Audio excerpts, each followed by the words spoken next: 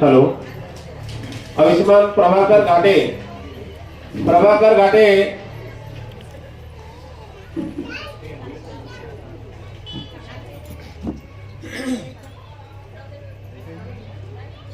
या ठिकाणी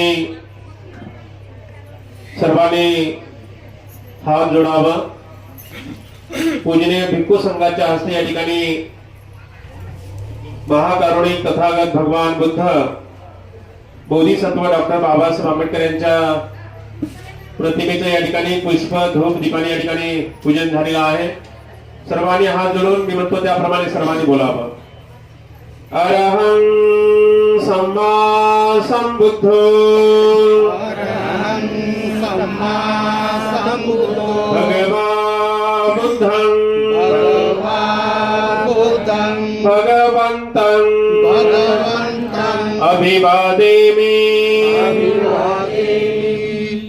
स्वखातो भगवता धम्मो धम्मं नमस्सामि। सुपटिपन्नो भगवतो सावक संघो संघं नमामि। ओकासा वन्दामि भन्ते द्वारतैनं कथं सब्बं अपराधं नमतु मे भन्ते। द्वितीयंपि ओकासा वन्दामि भन्ते द्वारतैनं कथं सब्बं अपराधं नमतु मे भन्ते। तृतीयंपि ओकासा वन्दामि भन्ते द्वारतैनं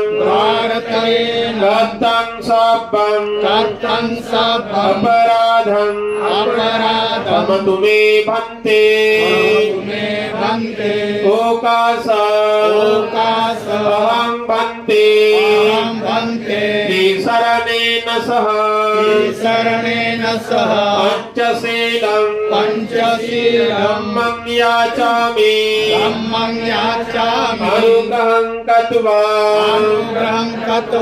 शीलं देत मे भन्ते। द्वितीयंपि तृतीयंपि अहं भन्ते शरणेन सह पंचशीलं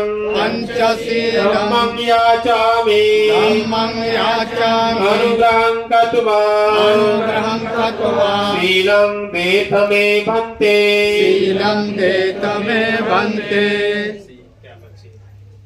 नमो तस्सะภะคะวะโตอะระหะโตสัมมาสัมพุทธัสสะ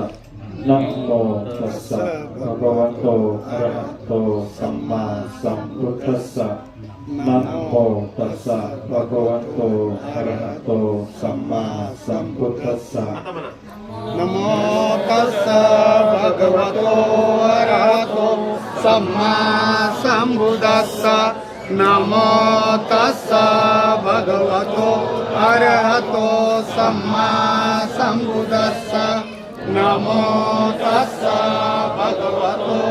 अरहतो सम्मा संबुद्धस्सा। पुद्धं शरणं गच्छामि बुद्धं शरणं गच्छामि धम्मं शरणं กัจฉามิ ธัมมังสรณังกัจฉามิ สังฆังสรณังกัจฉามิ สังฆังสรณังกัจฉามิ ทุติยัมปิพุทธังสรณังกัจฉามิ ทุติยัมปิพุทธังสรณังกัจฉามิ ทุติยัมปิธัมมังสรณังกัจฉามิ ทุติยัมปิธัมมังสรณังกัจฉามิ ทุติยัมปิสังฆังสรณังกัจฉามิ ทุติยัมปิสังฆังสรณังกัจฉามิ สัตติยัมปิพุทธังสรณังกัจฉามิ ตติยัมปิพุทธังสรณังกัจฉามิ สัตติยัมปิธัมมังสรณังกัจฉามิ ตติยัมปิธัมมังสรณังกัจฉามิ สัตติยัมปิสังฆังสรณังกัจฉามิ ตติยัมปิสังฆังสรณังกัจฉามิ ปานาติปาตาเว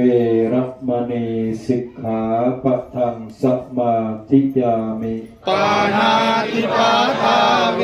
รมณีสิกขาปะทังสมาดยามิ